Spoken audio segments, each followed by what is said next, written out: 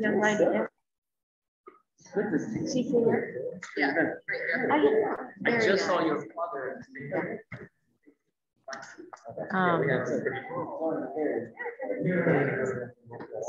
So we have 15 on Zoom. Oh, great. That's all. That's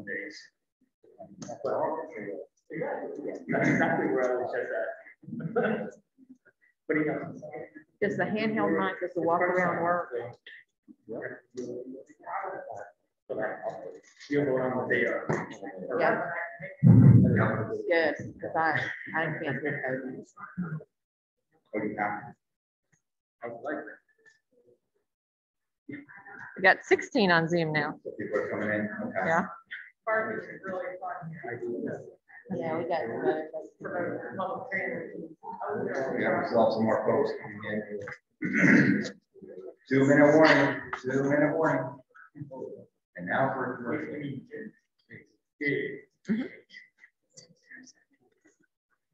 Come on in, come on in. Welcome, welcome. Glad that you're here.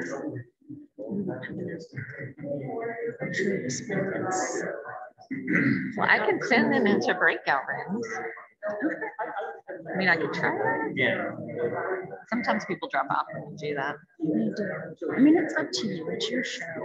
I just don't want to interrupt it. I'm just thinking, oh God, we can try. You want to try?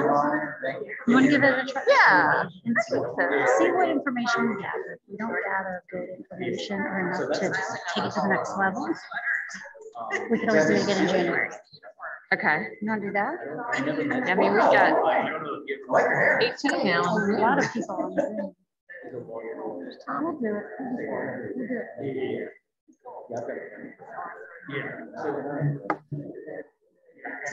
Are we the front line? They're getting an echo. Are they? I wonder if it is. Hold on. Can you hear us okay? Not really. Can you hear me all right? No. Let me take the speaker down just a little bit.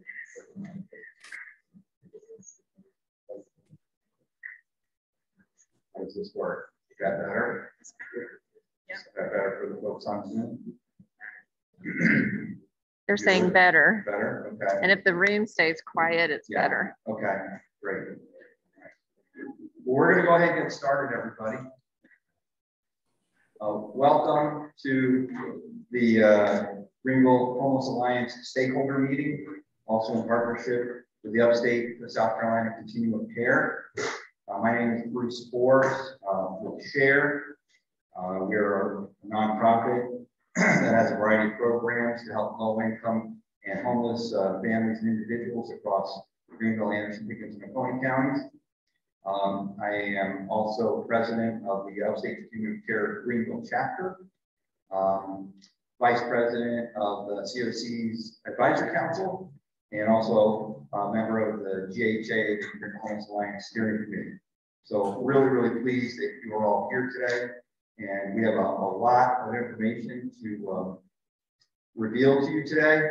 We hope that it will also generate some wonderful discussion about this, because as you know, it takes a community to help end homelessness in our community. So I wanted to go over our vision, mission, and values real quick to kind of ground us. As you know, the vision is safe, affordable homes for everybody in Greenville County. I love that vision. Our mission here at the Greenville Homeless Alliance is to strengthen the partnerships. That's why you're here, and broaden support, again, why you're here, to increase options for individuals and families who are experiencing homelessness in Greenville County. As you know, one agency, one organization, it's not going to do it. Homelessness is very complex, requires a lot of different people doing their part. And I'm so glad to meet some of you today before the meeting to get to know what part you're playing. Continue doing your good work. We really appreciate it.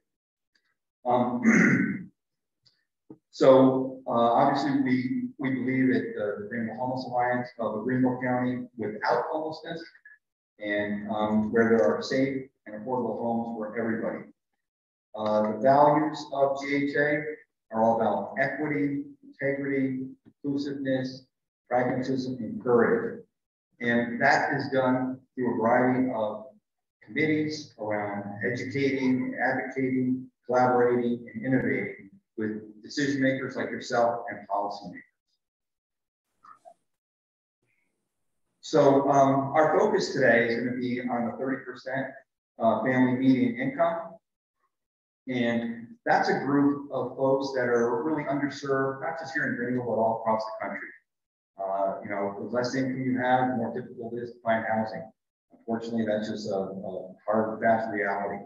And so, yeah, thanks, Heather.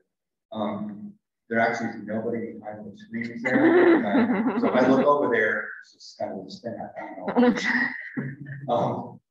So we're going to talk a little bit about what exactly is affordable housing. And you can see here from this chart, in the kind of the light green, that's our 0 to 30% area median income folks. Okay, these are the people that are probably on fixed income and have a lot of those service jobs that are kind of low wage, low service, and things along those lines. And you can see from an income standpoint, at most, at 30% for a family of 4, you're earning an income of $25,750. Okay, that means you can afford a rent if you're only paying 30% of your income up to $643 a month.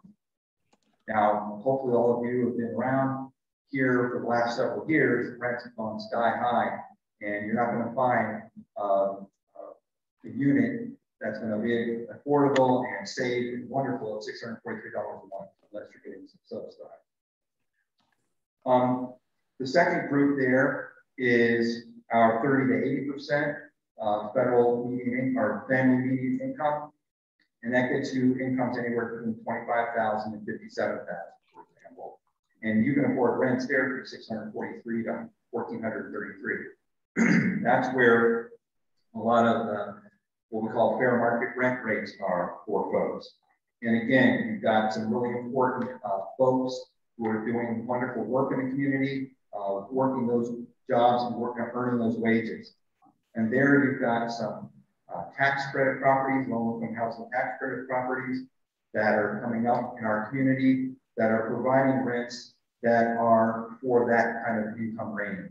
A lot of them are 60% area median incomes or 50% area median incomes, with some slots set aside for 30% below area median income. Then in that orange column, you've got your workforce housing, which is your 80 to 140% of the family median income. And again, you see the list of folks that are there, and obviously the rents that you can afford. One thing I wanted to mention is something called the self-sufficiency standard. And that's a standard that was developed by some folks in Harvard. And so basically what you're saying, if you're just one person, it's a lot easier to afford places to live. But if you've got 2 adults and a preschooler and a school-age child, you need a much greater income. And so we're going to talk about that later. You go to the next one there, Heather, please. This again just kind of describes the median income levels for folks. And a lot of this is for some of the housing that's available. So that's why it's important for us as a community to know this information and why these numbers change, et cetera, et cetera. And usually every year they go up a little bit, which is nice. Okay. Oh, one important fact here is prior to the pandemic, there were over 32,000 households in Greenville County that were eligible for housing stabilization funds, but were not receiving them. 33,000. That's a big number. Exits.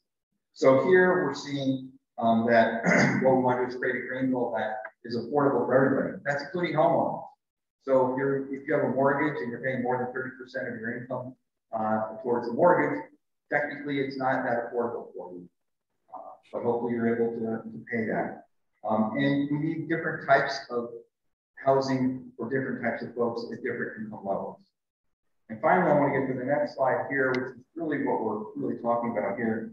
You can see the 1-bedroom housing wage is $15.88 now. That's basically a little over $30,000 a year. Okay?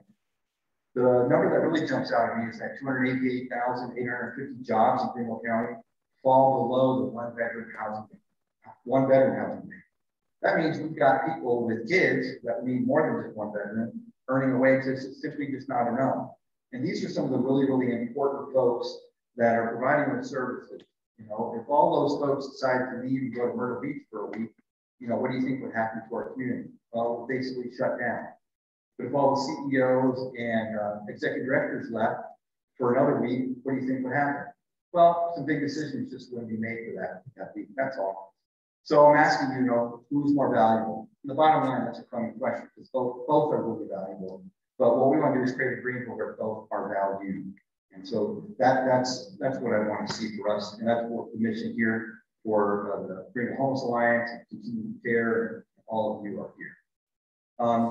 So one of the things that gets a little confusing is some of the homeless definitions that you hear out there.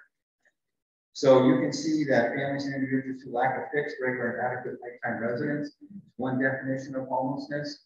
But then there are some other definitions, and hopefully you grab that piece of paper on the way in that talk about some of these other definitions here. You've got the McKinney-Vento definition from the U.S. Department of Education, which talks a lot about homeless children and being doubled up. But then if you switch gears, say down to HUD's definition, which the Continuing Care uses, it's stricter, and we don't consider officially that folks who are doubled up are homeless, even though they need our assistance as well. They just don't qualify for those federal dollars that we have for the program. Are there any quick questions from either the audience or our wonderful Zoom folks? Question here? Your question? No? We had one comment from Brian Brown in the chat that says, of course, low-income housing tax credit housing increases the supply of quality affordable housing that will accept a voucher, which is very much needed here, and one of the best ways to provide housing to the lowest income folks who have a voucher to use. Exactly. Did you all hear that? So the low-income housing tax credit is a wonderful program that provides a lot of affordable housing units for folks at lower incomes. And there are more and more of those properties sprouting up here in our area. Okay. So anybody else, Susan? No? I think just to give the people on Zoom an idea, I think we have about, what, 40 or so people here, maybe 50? 40, 50? I'll say 40. 40? Okay. Yeah. That was a question. Yeah. Yeah. And we have, for those here, we have, I don't know, 20 some. Okay, so about 60 or 70 folks here today. That's excellent on a rainy day. Wonderful, wonderful. All right, so I'm going to go ahead and introduce our next speaker. It's Adrian Caesar, goes by AD, and please welcome AD.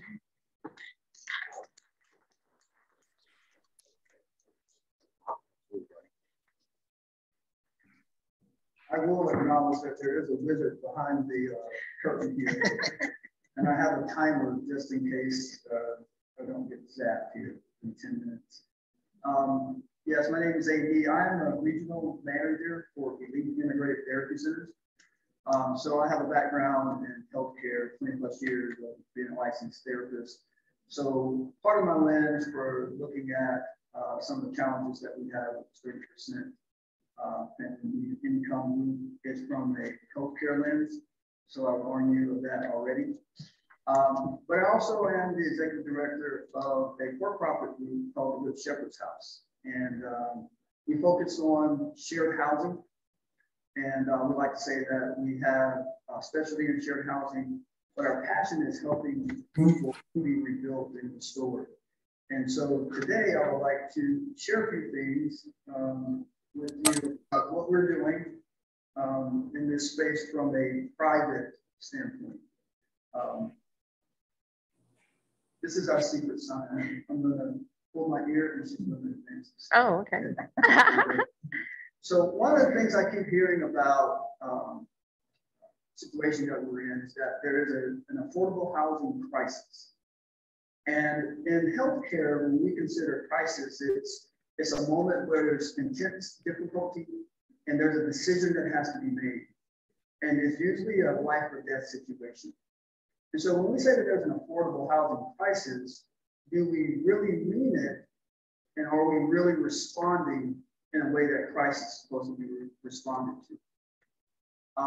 I challenge us all to think of that as we meet and come up with strategies to address the immense problems that we have. One thing I do know is that whenever there's crisis, it demands intentionality and it demands urgency. It demands urgency.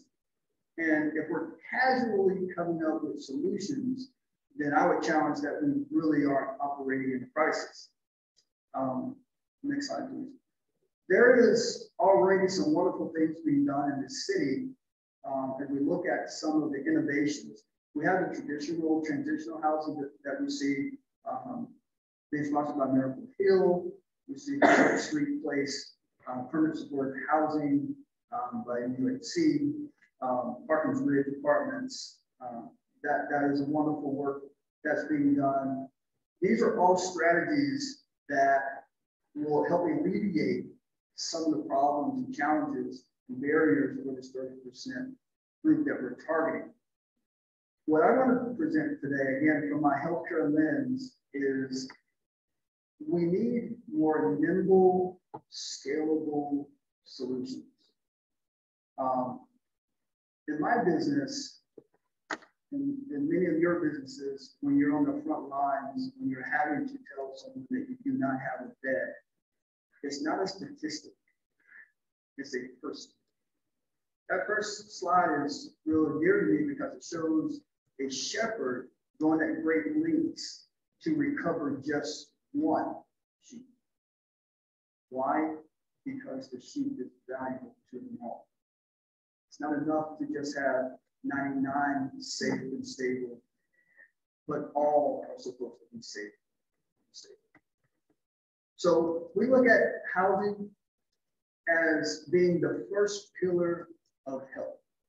And when we look at the social construct of health, it's interesting that when you look at the bottom of this, this diagram here, from economic stability and social and community constructs and neighborhood and built environment, all of those things relate to housing.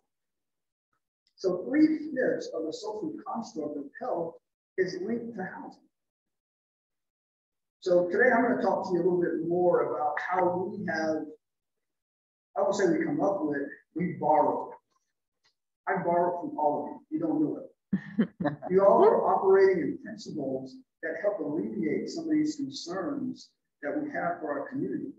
So in the last few years, whether it be from Triangle University Center or my volunteer work with Soteria and Jerry Glass and Games Ministry, I've been a student studying what are the principles that work. And then how can we take those same principles, pare them down so they can be scalable. And so the one thing that we felt with STIG is this idea of shared housing. And we don't call it transitional housing, we call it shared housing to alleviate the stigma and the negative connotations that come with that. We don't believe that it's an affordable housing crisis. We believe it's a home crisis. Home is where all the magic happens. Home is where you're encouraged. Home is where you're supported. Home is where you dream. Home is where you're picked up when you have failures. And so when someone doesn't have that, they're most vulnerable to everything. So this shared model works for us in many ways. One, I'm a Furman graduate, but I promise you I didn't take the higher maths. So what I believe is that if we have a lack of inventory, then we need to share the inventory that we do have. Simple math. So HUD actually have a definition for shared living, and it's simply an arrangement in which two or more unrelated people share a house or an apartment. Their definition and the traditional concept of shared housing. To your ear. Sorry. Is that these are part of programs who stand in the gap, vetting the providers and the home seekers. So they do all the background checks and then they connect the people. And that's one model. We're not really using that model at a Good Shepherd's House because understanding what's happening with the permanent supportive housing and that data, we know that the services actually matter. And so it's not just the shelter. but it's about people. And so how do we take resource-intensive services like permanent supportive housing and then spread it across a wider range of services and housing? This is the lofty goal that we're set out to do. We're trying to create an ecosystem in which we can fill the gap between emergency shelters and that permanent supportive housing. A very, very lofty goal. So much so that we had to abandon the idea that the helps would come from establishing a not-for-profit. Because we had to borrow some strategies that come from real estate investors so that we can scale. Okay? It's not enough to have one great house. We have to have a system of houses, a system in which people can be supported to their greatest potential. Not just so that they can say that they have housing, but they can be transformed to be contributors to our community. That's the ultimate goal. So at Good Shepherd's House, we do borrow that same part of that definition of two or more unrelated people, but we would like to connect the services to the folks. There are great things that are already being done. Why recreate the wheel? Our process, in the essence, is attempting to try to move those barriers that can be like mountains for folks who are trying to escape poverty and escape homelessness. And so we do that really from a practical standpoint by not accepting security deposits, no application fees. We don't really look at credit checks, and we include in the rents all utilities so that a person can actually have a place where they are not so anxious about, can I remain here? And by the way, we don't have a limit of how long they can stay. We have started in Anderson County. We would love to be here in Greenville County. That's a shameless plug. My heart is here in Greenville County. I live here in Greenville County. What we know is that we would like to be a neighbor amongst neighbors. Again, the greatest tragedy isn't that they're homeless. The greatest tragedy is that they're not able to grant the best potential that's within them. That's really what we're trying to get at. Housing is always about people. That last slide. So our symbol is this triangle, a broken triangle. That broken triangle represents a lot of things, but three most important things. The open side of the house, or the triangle, is the side of faith. You enter through faith. We enter through faith, okay? I'll let you in on the secret. We're actually trying to restore people back to family. We're trying to restore people back to the family of God. And we enter into that house through faith. And as you enter into that house, you're looking at that far wall, and that wall is hope. That wall is hope. It spurs us on. But none of the house stands if it's not on love. The house stands on love. Thank you for your time. Thank you for allowing me to serve with you. How much are the rents, AD? Great question. So we have, I didn't say this because I didn't want the wizard to come pull me off the stage, but we have very flexible rent terms. Depends on the market, it will range from $125 to $150 a week, everything included. So on the average, it ends up being $520 to $540 a month. You got a shout out from Zoom. Nice job, AD, from Jennifer Faust-Shorn. All right. Any other questions? Tina has a question. Okay. Good job, AD. Thank you for that presentation. Something just came to mind as you were talking, because I know that when we're setting people up with respect to affordable housing, and then we're futuristically hoping to be available to help them, is there a plan within what you're talking here, the shared housing, that I want to be a homeowner. I want to be in home ownership. is there a plan that I transition or move from shared housing with the help of what this offers? Someone comes alongside of me and helps me to move into home ownership, or is that part of the plan, or is that down the road? Great question. Great question.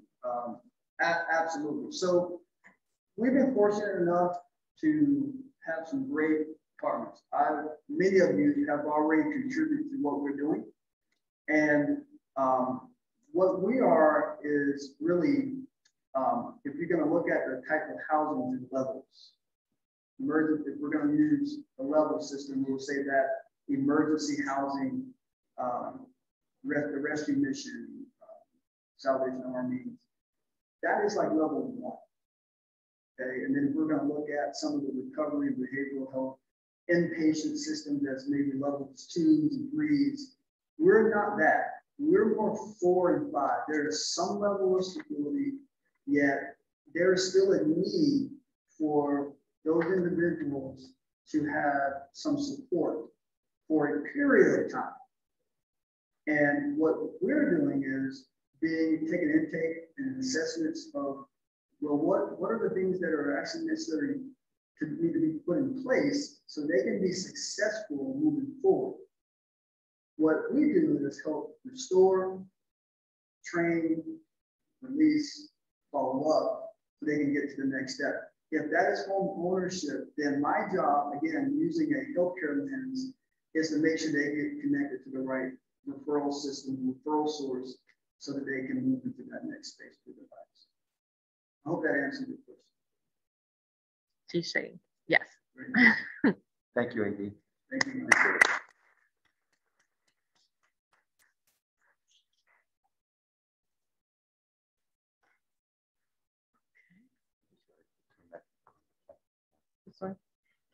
Can I walk, Susan? Do I have to? Okay, if I have to look at this, so I can't see, so I'll just go like that.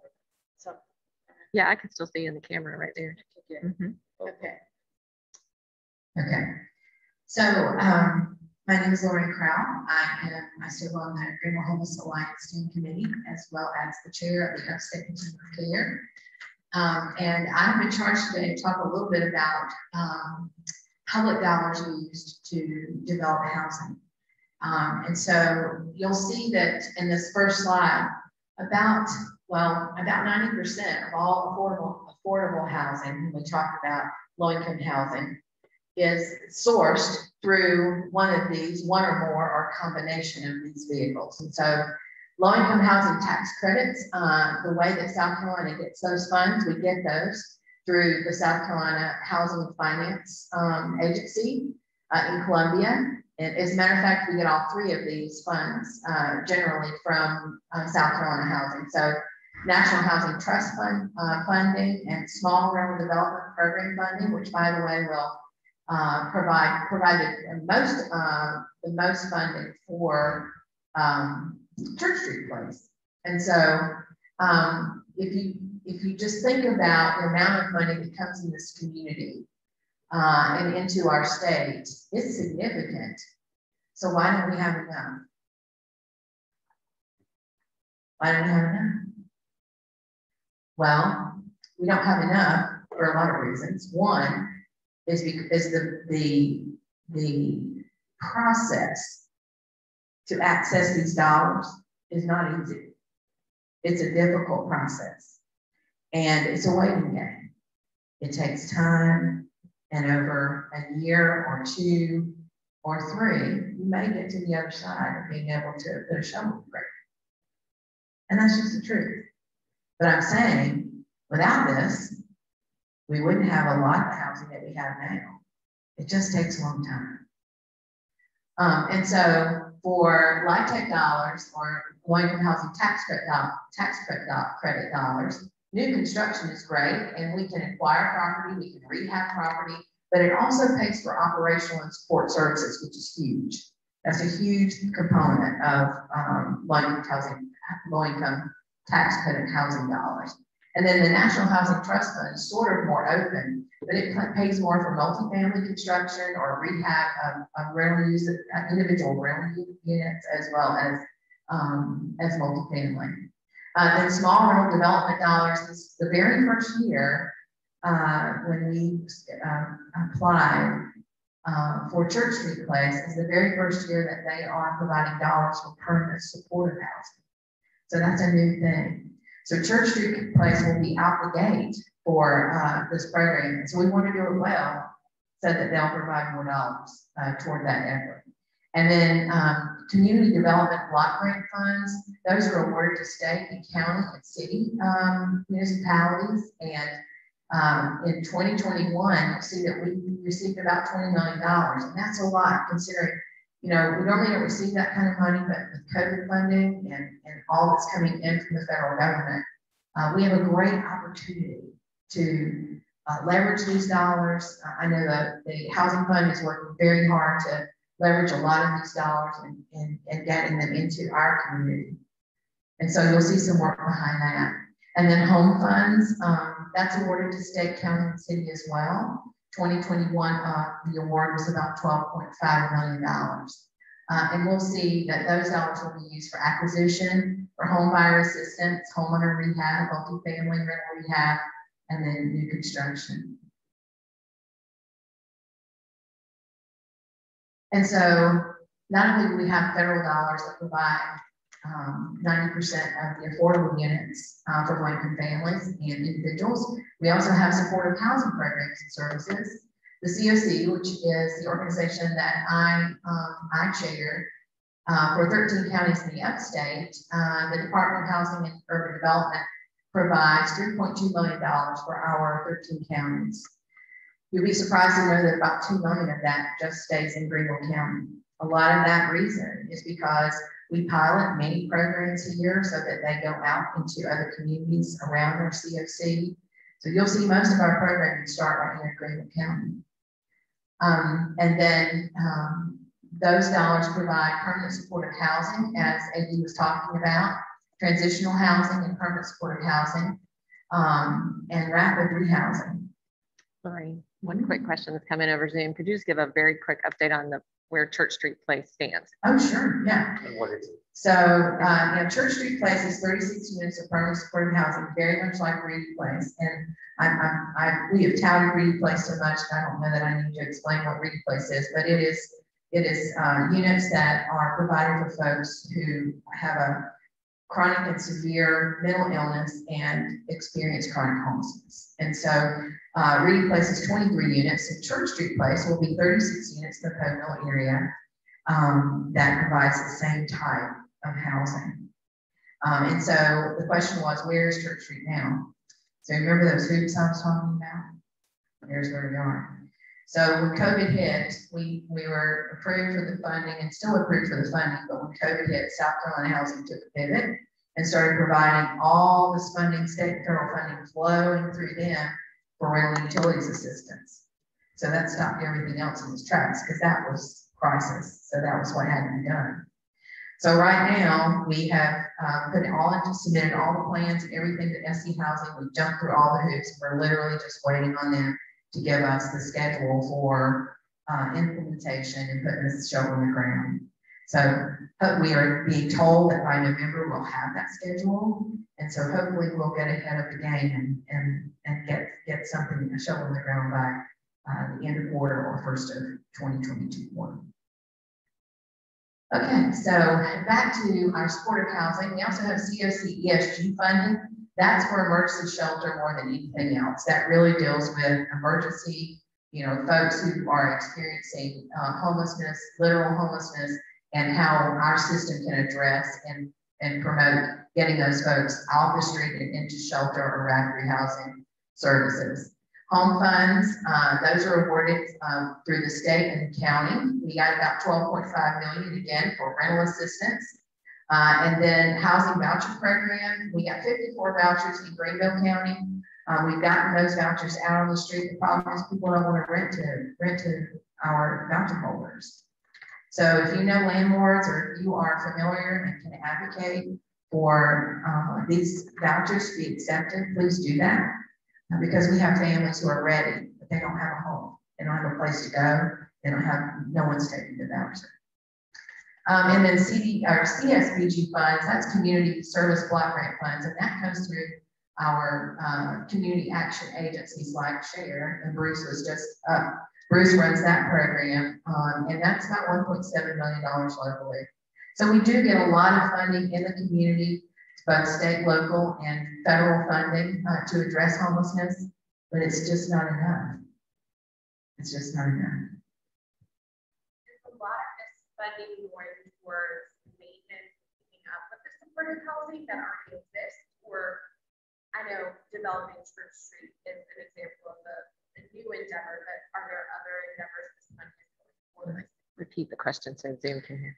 So I'm not sure I understand the question, Emily, but I think you're saying, are any of these federal dollars supporting preservation of current?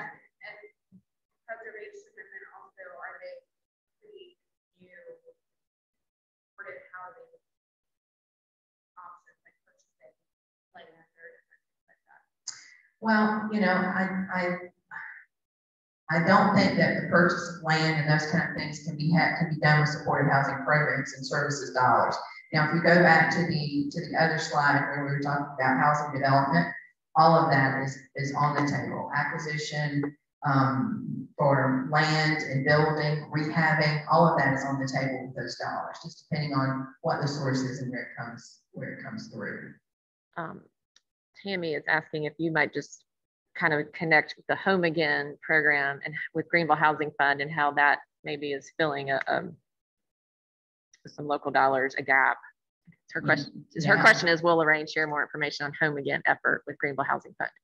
Yeah, okay, so the question was, what about this filling the service gap for families with children in schools?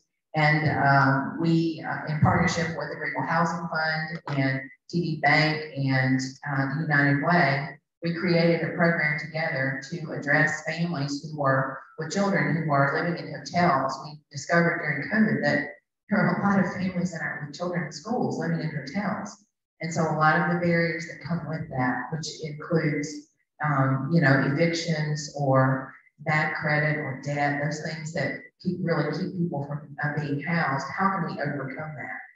And so one of the ways that we do that with these funds is we provide a master lease program for landlords. And we say, we'll rent 5 of your units, 10 of your units. You're guaranteed money over a course of a period of 3 to 5 years.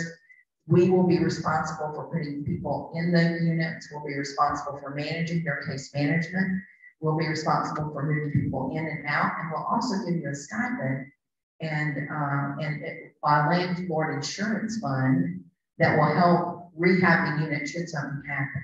And so that takes a lot of those barriers off the table so that you're able to connect people to housing. The other thing we do with that program, which is awesome, is we are able to provide a savings plan for folks who are in our program. So very much like you have equity in your home, every time you pay your house payment, you get a little dollar saved, right? So that's what we're trying to encourage our families is, you know, as you pay your rent on time, as you go to classes, as you take, as you graduate from certain programs or educational programs, we'll not only provide that savings account for you, but we'll add to it, we'll match it.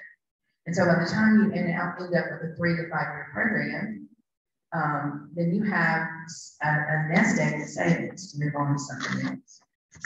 So I hope that, I know that's probably off topic, but a very good question. Yes, ma'am.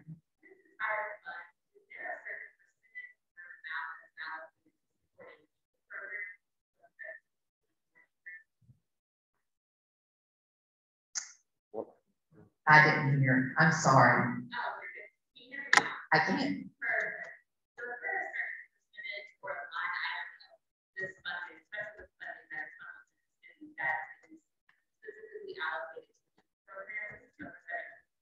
Not necessarily. Now, I will say that the federal government, through the Department of Housing and Urban Development, has a youth program fund that is available annually for millions of dollars. And one of the things that they want to do with that fund is they want to create sort of like a mini continuum of youth services. And so anyone that does youth services in the community really need to look at that. And we'll help you at the continuum to look at that funding. No one in South Carolina has applied for it. So it is absolutely a doable thing. Well, I'm happy to talk offline on that if you'd like to. Okay, so other special populations, veterans we work with the VA and their grant per diem program and support services for veterans and their families, which is SFVF. Those are some special population support programs for veterans.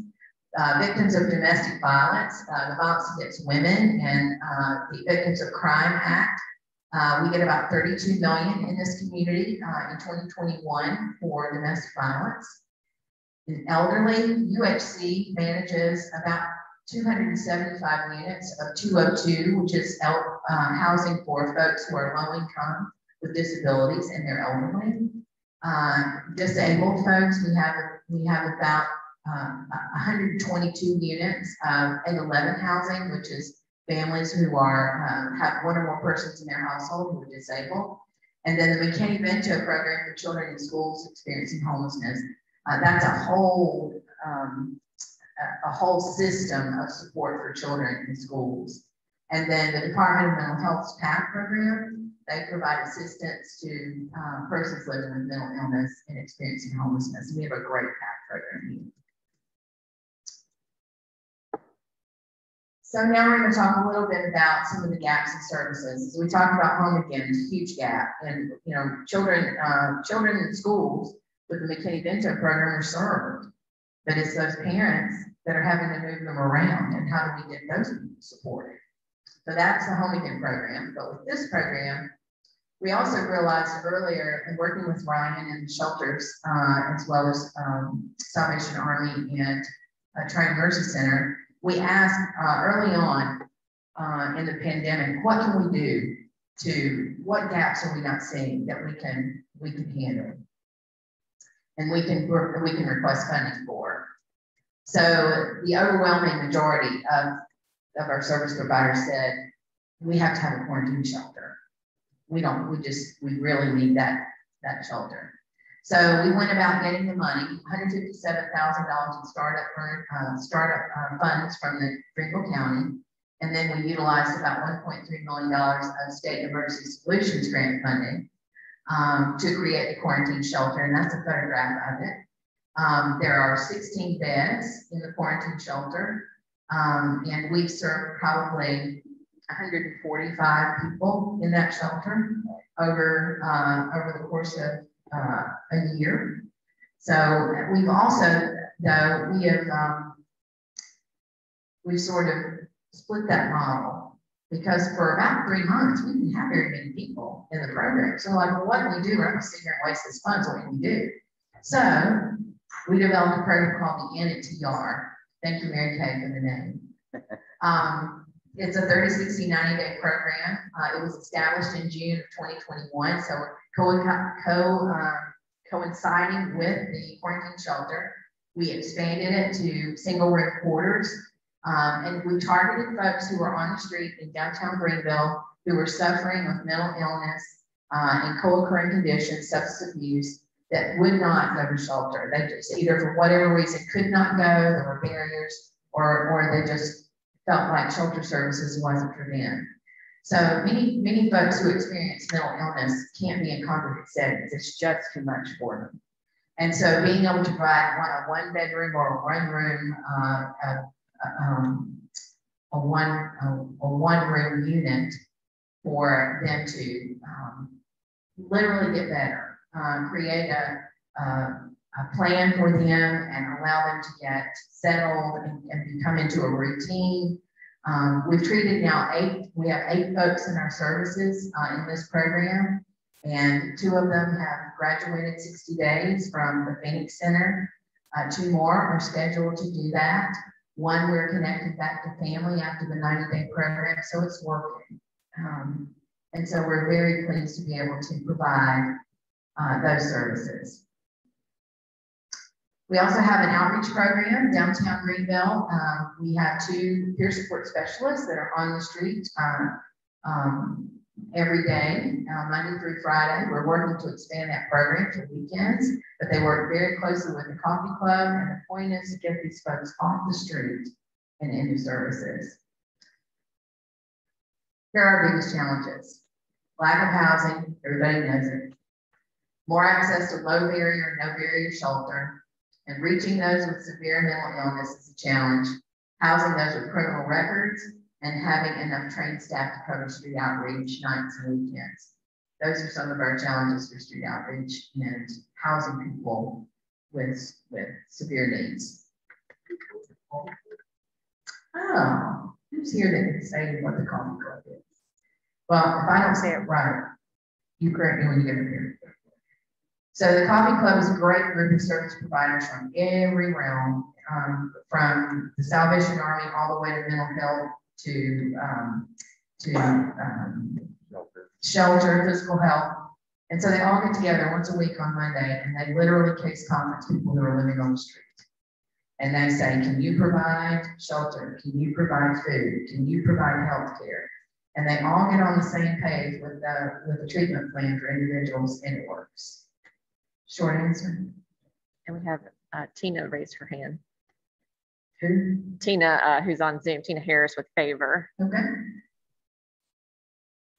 Hi, Tina Harris with Favor. And listening to what was said about for the CPSSs that go on the street, can you elaborate just a little bit more on what that outreach looks like, as well as the approach?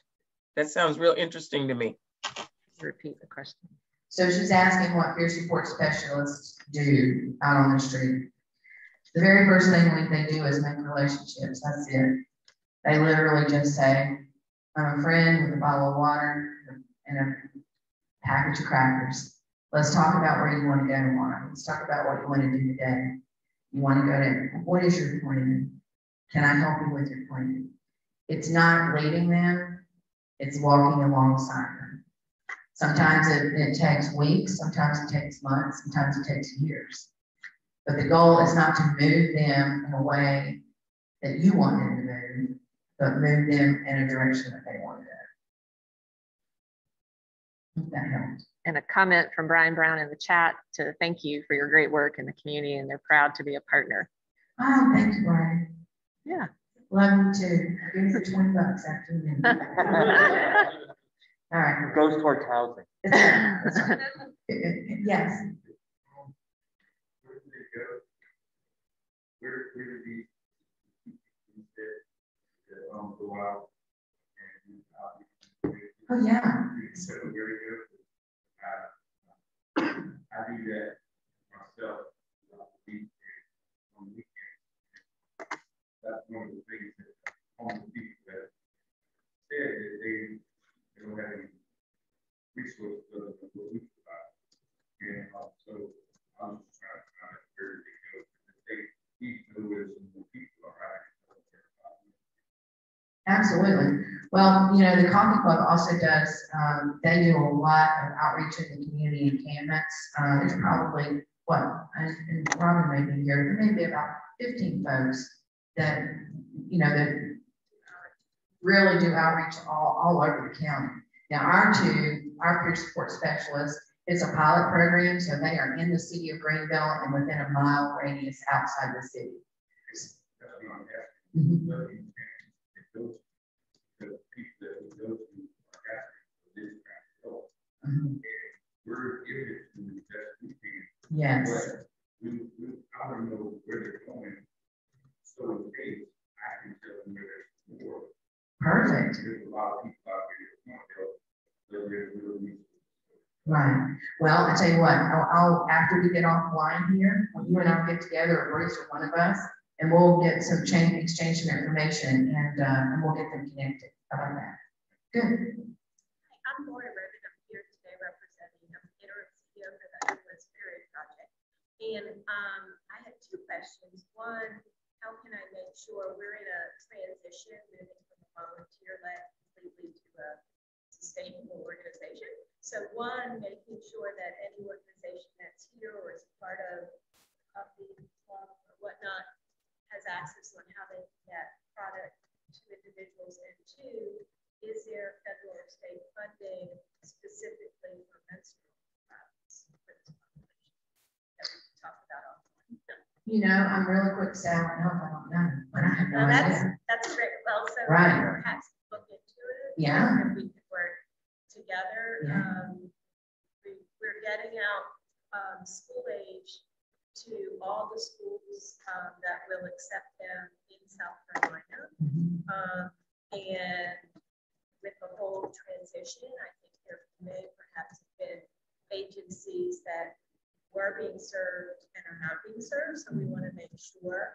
So whatever the best way is that we can come up with a system to make sure people in this group know that they can access at no cost. Yeah, I'd say, you know, if you, if you give those to Susan with the Homeless Alliance, they can make sure that any of us, the CoC or whomever needs to have that information, can have it and share it. And then just for you all to know, a good email is info@homelessperiodproject.org. That goes directly to me. Okay. Great. Bruce is giving me the 2-minute warning 4 times. So I'm going to stop talking now. And who am I handing it over to? Lauren. Lauren Stevens. Yeah. The chair of All right.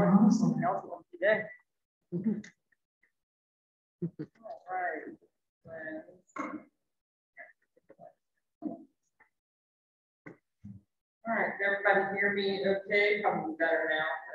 I've taken my muzzle off. So I'm going to talk to you guys about the second standing in the gap example. And what I'm going to talk to you about is the motel displacement plan. Many of us in this room have heard about this plan, or at least the phrasing of it. And so the motel displacement plan, which I'm going to now start referring to as the plan, because that's a really long thing to say, was created out of a crisis. Much like GHA, the primary push to create, manage, and execute a plan such as this came from there being an actual thing that happened. GHA built, in essence, to address the lengthy list of barriers that were present in the huge encampment that was under the Pete Hollis Bridge back in the day. And we needed a plan then, and we made one, and here we are today. The same held true when the closure of a motel happened very suddenly.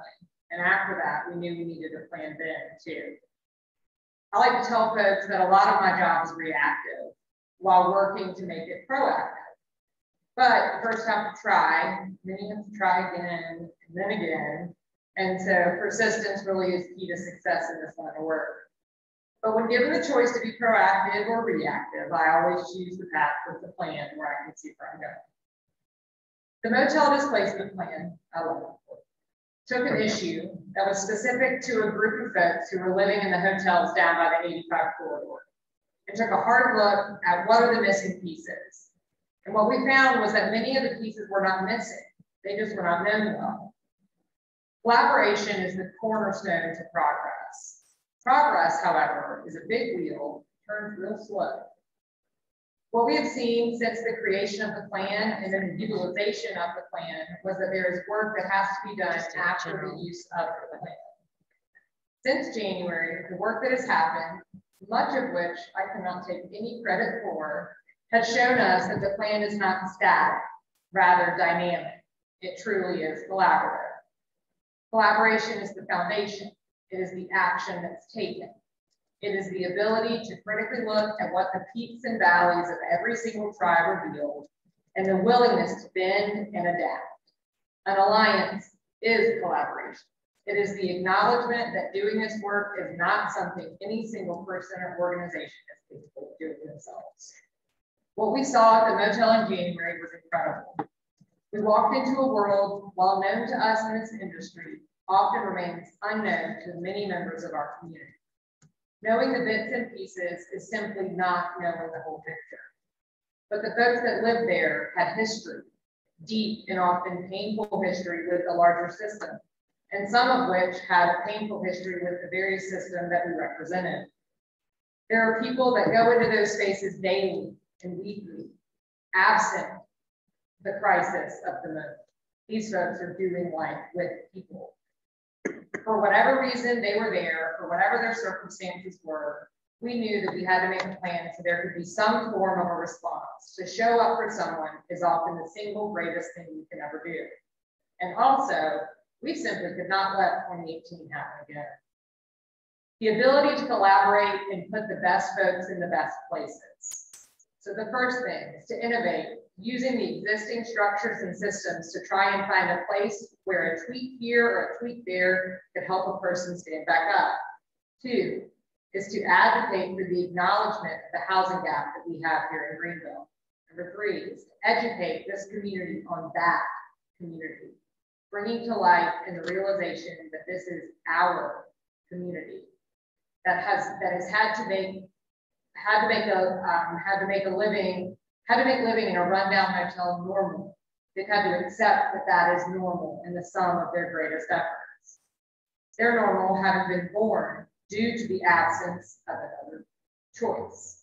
But are we done? Of course not. We've seen rich and wonderful things come in the form of the successes of the plan.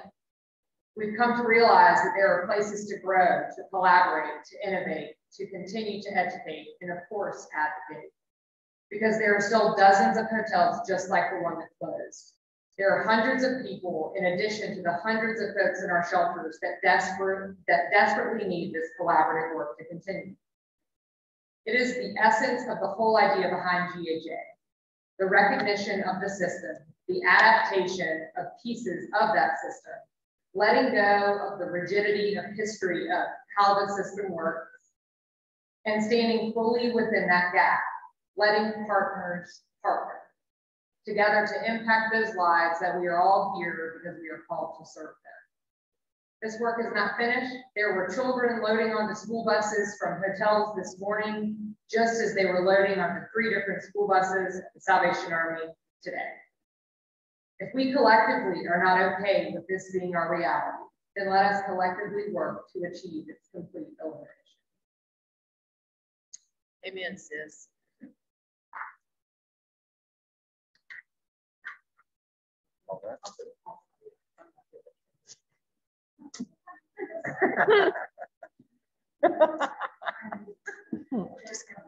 Yeah, let's wing it. I was just clapping, right? Yeah. Can tell we're gonna adapt. I'll type it into the Zoom chat. Yeah, so we're changing things up a bit, so y'all be patient with us. Thank you. So my name is Tiffany Sanscotti. I'm with the Greenville Housing Fund, and this is Paulette Dunn. She is with the United Housing Protection. Just to give y'all a little brief overview of Greenville Housing Fund, we produce and preserve affordable housing in Greenville County. We also have a coalition of about 54 members, the Greenville Housing, Affordable Housing Coalition. So our goal is to progress housing forward in Greenville. I do think the Zoom folks are having a hard time without the mic. Yeah. Making sure it's affordable. I'm not used to using mics. And so really our goal and our primary focus for the Greenville Housing Fund is from 0 to 80% AMI. And so we get to partner with great people like United Housing Connections and focusing on 0 to 30%. We recognize that we are a system and we are part of that bigger system. And so our goal is, and our assumption is if we can create housing for people, let's say from 50 to 60% AMI, then it will free up space for vouchers to be used for that 0 to 30%. And so that's really our goal, to get people out of using vouchers, especially those people making between 50 and 60% AMI, and let those vouchers go to be used for 0 to 30%. That's just a little brief history of the Greenville Housing Fund. And now we're going to do a wonderful project, and I'm going to let Paulette take it. We're all tap dancing a little bit because we do want to get you guys out on time. So we were going to separate everybody out into groups and have some breakout sessions, but we're going to do this, I think it's just one big group if that's okay with everyone. So the 2 real questions are up on the board. After hearing all the comments, all the great presentations, all the great work that is currently being done in our community, we wanted to really focus on that 30% below AMI. So does anybody have any thoughts or suggestions about what we can do as a community to help that segment of our population? Question one. And also, what can we do currently, or what needs to be done differently? Or what is missing in our community to help serve that population? Questions, comments? And Tiffany, I'll try to capture those for us. Thank you. This question is probably more towards the Greenville Housing Fund. I work with some of the homeless veterans and help them transition out of themselves. Specifically, they all have desire to own their own place, but right now it is actually difficult for them through any number of ways to get a loan from a mortgage-oriented origination company or banks for that matter. So is there a plan for Greenville Housing Fund to actually provide a loan for them through the process of a 15-year, 30-year mortgage? That's a great question. So I don't know that we would be specifically providing the loan, but I will tell you that we're trying to work on programs that we can kind of offer to people in that situation. So bringing community partners together and banks together to be able to say, okay, people who might not traditionally qualify for loans, to be able to give them loans and some down payment assistance. So we are definitely working on that. Julie, you make me run.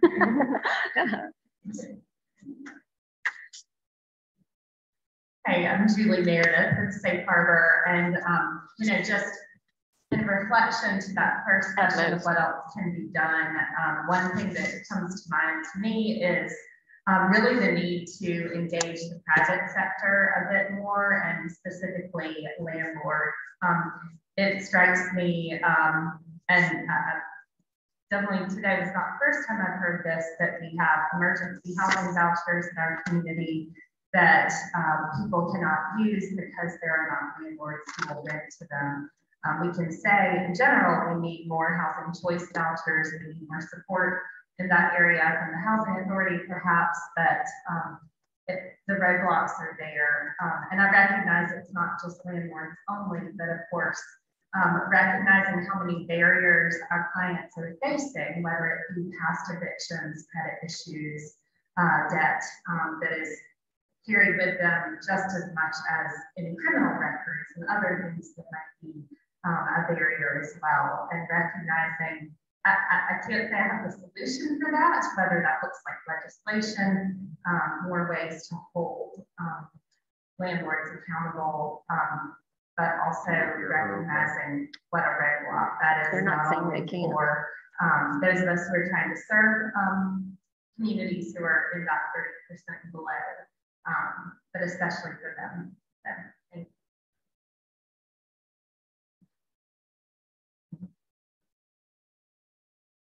Thank you. Remember Jane? Well, can I just make a comment about that? So we are actually working on that. So with the partnership with UHC, we have created a landlord recruitment specialist position. And so we do have somebody who's going out and actively recruiting landlords to take vouchers and to really just get involved in affordable housing. So that is actively going on. But yes, I agree, we need a lot more of it. Other questions? What can be done to address this population that we have and need to serve? I don't know whether this is a question or a comment, but the landlords who could be renting these people who don't want vouchers or don't want these folks, it's because they feel there's risk associated with it. And if you took that risk out of the equation, they agree with that. What is the, and it may be something I read about, I don't know about all these things, but is there either a governmental entity or some other kind of entity that has considered how can we take that risk away from the landlords to incentivize them to rent these people and take the vouchers? You know, the landlords are going to look at, you know, do I get my check every month? Is my house being maintained? And it seems like it'd be very easy for someone to act as a guarantor for the landlord's benefit that will also provide some minimal support services to the tenants. I mean, if somebody came around once a week and said, all right, there are holes in the roof, The electricity, power's on, bills are getting paid, everything's good. That would be another satisfying way. It doesn't seem like it take a whole lot. Does it?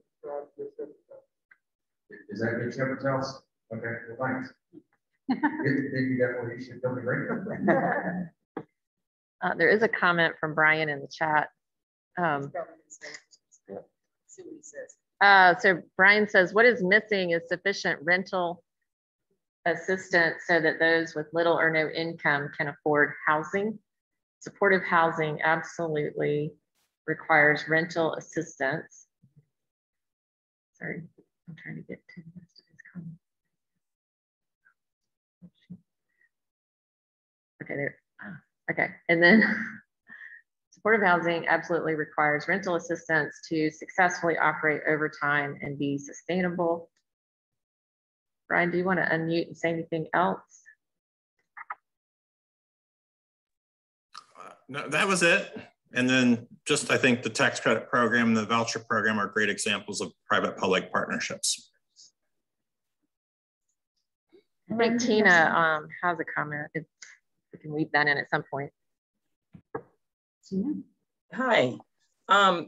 This is all really good, and I really do like the efforts being made to bring landlords on board to be a part of this program.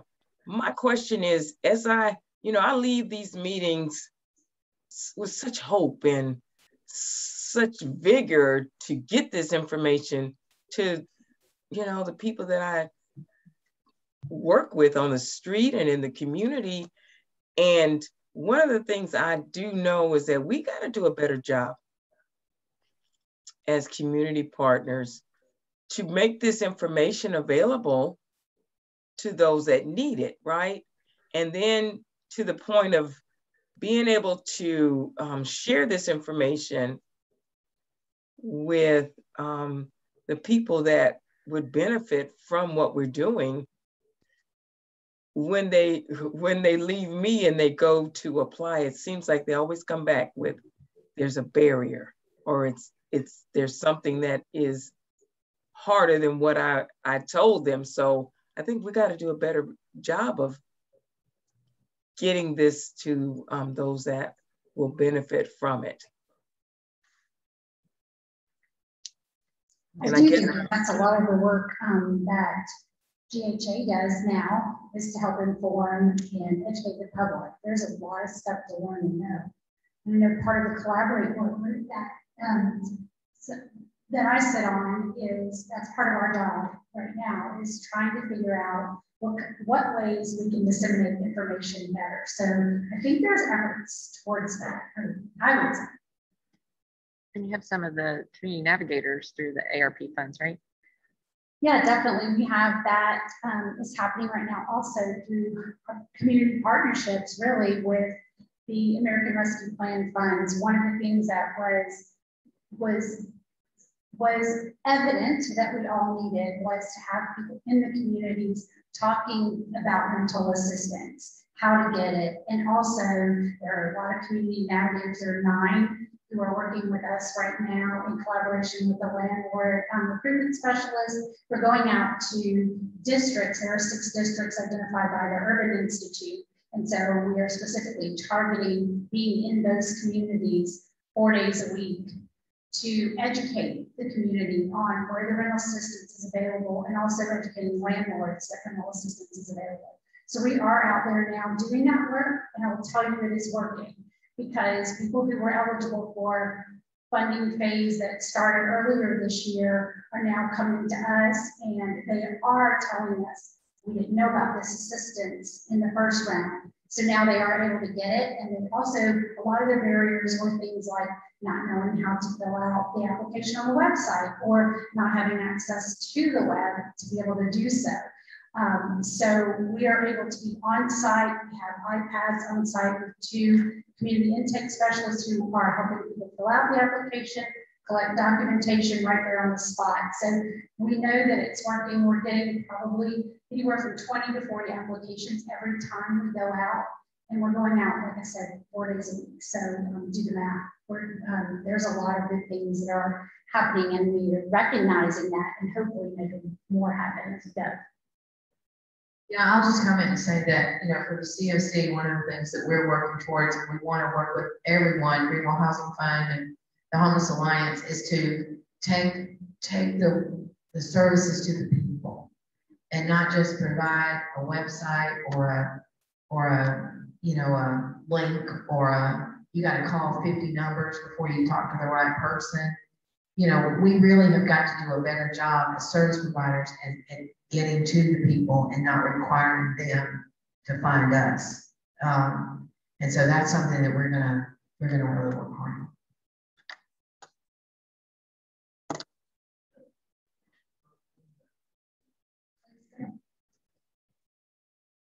Have you worked with upstate Korea at all? Yeah, you see, you talk to them, yeah, just hundreds of so one other comment, different ways of taking this on.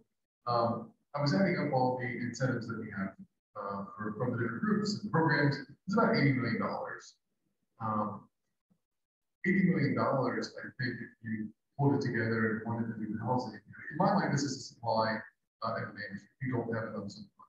So we need to figure out how to increase the supply. If we increase the supply, the prices come down. To me, it's very simple. So what can we do to increase the supply? I mean, $80 million, that should leverage $400 million in development, which would be about 4,000 units. If we did 4,000 units every year, I feel like that would be a hair. I don't know how many we're having right now. I think it's close to that. So, sorry, Mike, you said something about it. No, that's right. That's right. That's what we need is everybody talking about this.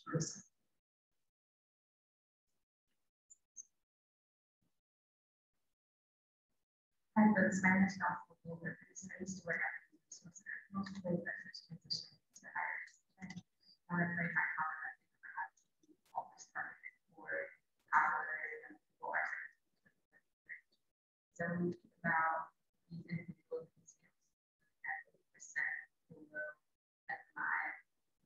Many of these folks are our people, and this is not at all to disregard our elders or older folks who are engaged in that kind of conversation. This is to say that so much of the work that totally Lauren said earlier is reactive. It is reactionary. So what can we do on the company side for furniture, especially because our young folks who are trapped in the cycle of homelessness, which also means that they're trapped in the cycle of poverty, will become tomorrow's chronically homeless population if we don't do something for them now. So just thinking about ways that we can intentionally target and make the program for the us is something that can start to do different things.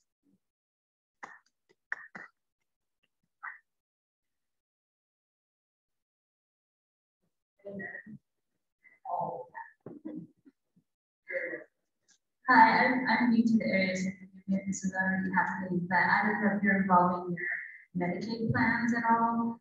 I'm originally from California, and housing is a social determinant of health, and I'm sure a lot of the folks we're talking about are Medicaid members, and the Medicaid plans have a lot of money, and they should be donating millions of dollars to this affordable housing, and it's affecting the health of their members. It happens in other states. So I don't know if there's any, I'm from the health department, so I'm just remotely. But they should be asking a lot of the Medicaid plans, and they should be here. They should be donating to affordable housing, and they should be doing a lot because a lot of these folks are probably their members, and it affects their health in a lot of ways.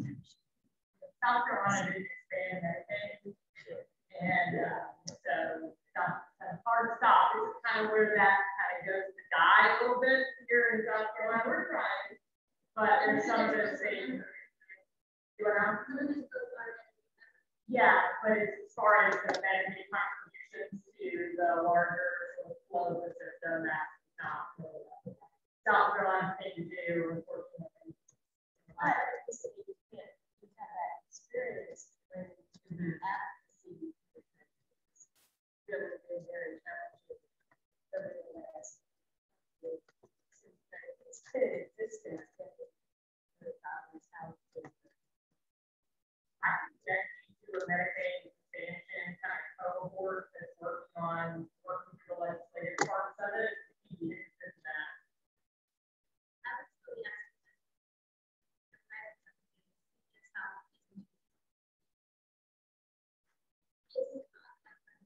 We're done at 3:30, right?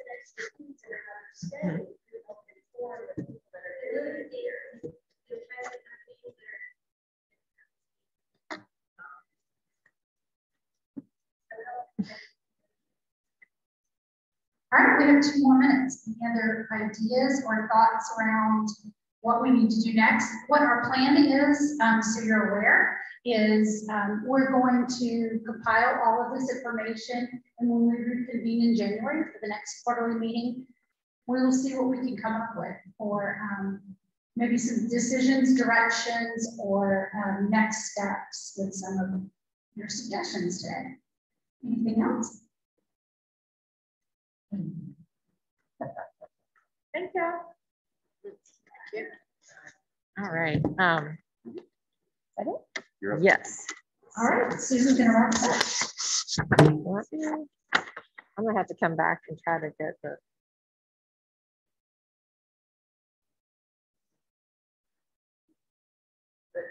Okay.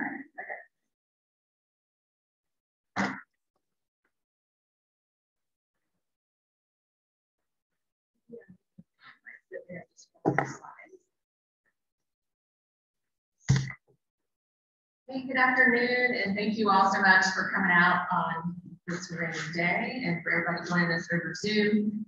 We are excited about this next segment and just wanted to first, let's see, go to that next slide. All right, so the Homeless Alliance, we shared this in our last newsletter, and if you aren't getting those, please send us an email and we'll make sure we get you added to our list. But Debbie Nelson helped when this concept of the Alliance really was more formalized in 2018 to design this logo for us. And it's the idea that we're all locking arms together as individuals and as organizations, both public and private, so that we can stand together and stand in the gaps like we talked about today, good work is happening, but that we have this person-centered approach. So the little I in the center is the person, and the circle at the top is orange, intentionally around providing hope for a better tomorrow. And for the working group members that are here physically, and any of you that are over Zoom, this will be for you as well. But we have t-shirts we've been giving out to all of our working group members, which represents about 80 people who have been at work this year voluntarily helping the Homeless Alliance implement our first strategic plan. So if you haven't already received a t-shirt, please make sure before you leave today to come up and get your t-shirt. They are orange. And if you're on Zoom, they are available at United Ministries. Please come over and click on it there. So when we really have that person-centered approach, what we believe is going to happen, and we're locking arms together, we're defining that as we're igniting change in this community, durable, lasting change that will, over time, create innovative solutions. We hope you've been inspired by some that you've heard today. We want to ignite more people in this community. To our friend from California, I'm sorry I didn't catch your name. Yeah, Jill. Hey, okay, for Jill and others, we're so glad that more people join this conversation because Greenville County, as you know, has about 500,000 people, and we need this room to be full. We need many rooms to be full so that we're educating and helping more people ignite this community around this change. So with that, we're sponsoring our first Ignite luncheon, and we're bringing in a speaker on November the 15th from Austin, Texas. And we want to share a brief video that for everyone that purchases a ticket or does a sponsorship, you'll get a chance to hear Alan and also have an option around a delicious lunch from Jasmine Kitchen if you choose that. But we hope this will really ignite you around some more things that we can think about and ways that we can showcase good work happening in Greenville and ways we build more intentional community with and among each other as neighbors. So for those on Zoom, it's going to be a little challenging. We may just have to send you this link out. Maybe you can hear the audio. For sure, I'll look over and do that. And then this is about a 2-minute and 2-second video.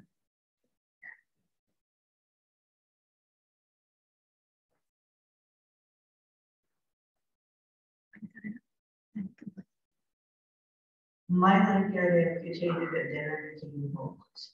I've been homeless since 1968. I was kicked out the house at the age of 8 years old. I lived with a few adults in my mother's house for 3 years. I was on the streets at 10 and I lived in Salt Lake City for a couple of years. And then I started having character and that's what got me out of the city. Here's how I went to work. So I'm really bad at time I was 12, I was traveling alone.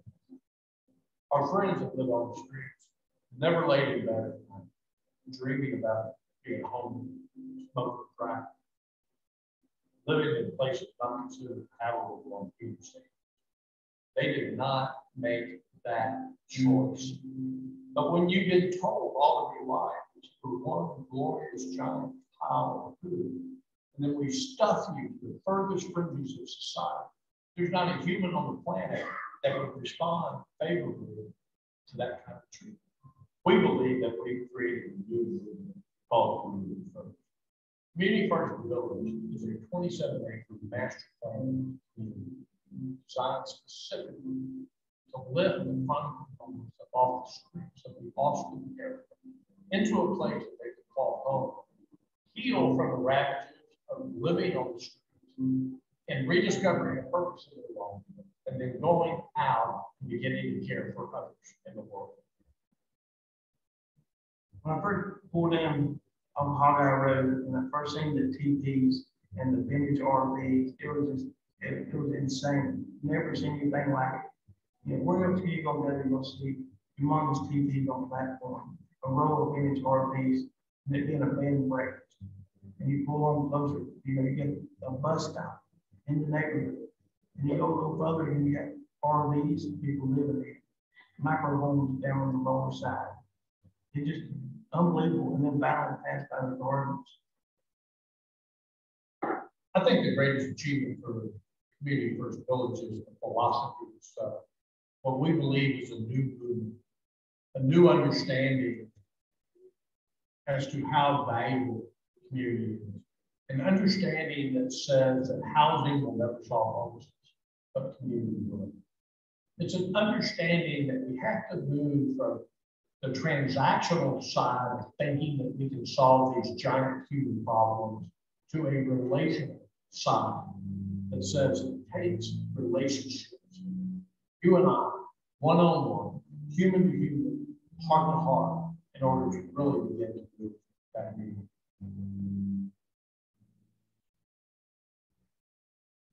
So we hope you're excited seeing that philosophy is one that we have incorporated into the tagline for this event, that housing alone won't solve homelessness here in Greenville, but an united community will. So that's the reason for the name of our luncheon. And we have opportunity today to give away a couple tickets that includes a Jackson lunch. So for those that are here in person, what we've done is put those into this nice basket sort of thing. So I'm going to call those out and then just make sure if you, we're going to give you one of these, make sure we do have your contact information so that you can get your lunch and your ticket. And these will be getting your lunch orders this coming week. That's coming from Jasmine Kitchen. If you don't know about Jasmine Kitchen, they are a social enterprise organization that's part of Jasmine Road, which helps women who experience sex trafficking, prostitution, and addiction.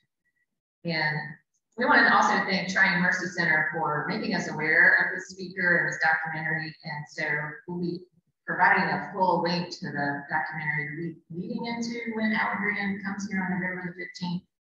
And also that it's leading into Hunger and Homelessness Awareness Week. So we hope that if you're sponsoring an event that we don't know about, please leave that with us today so we can add it to our community calendar that will be including events happening during Hunger and Homelessness Awareness. And y'all haven't met John Martin, who's here today. I'm pretty sure he's John. He was asking a question earlier, but he's so excited to meet Alan Graham because Alan really got his start in this idea of Community First Village from delivering mobile meals in Austin, Texas, and forming those relationships with people on the streets of Austin. And so we're super excited for them to meet each other. All right, so.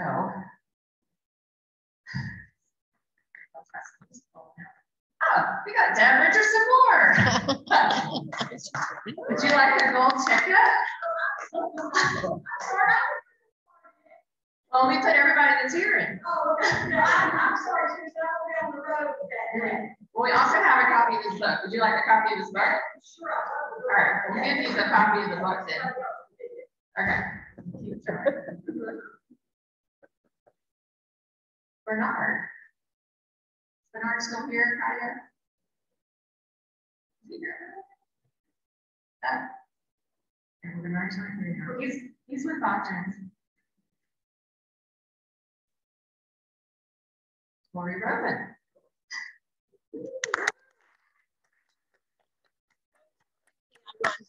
Don't tell Debbie. No. She thinks I win everything. All right, and we have Mark Elliott. Woo. And please, if you're available to do a virtual watch party, we will be showing pictures of virtual watch parties during the program. We want everybody that is able to join in here, Allen Grant, feel included, and we'll also be highlighting really good work happening in Greenville, so you can make that connection between what's happening in Austin and what's happening in Greenville, and then hopefully feel ignited around creating more change. So that's our, we do have on our website, you can go to the homepage and click into that link for the luncheon. There's other exciting events that will be happening as well that week. And so please stay tuned, follow us on social media if you are not. Don't forget your t-shirt. Great. Thank you all so much for being here today. And thank you for helping us continue to create community, to create housing options, and to create the effective program and support services needed to end homelessness. Thank you so much. Thank you.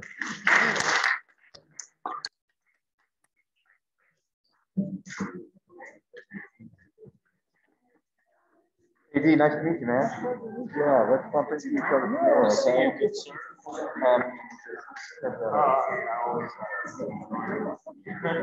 Just like Susan. Hey, so tell me how this works. I just need to know your email. If you'll write your email address that you prefer for that. And then there was something about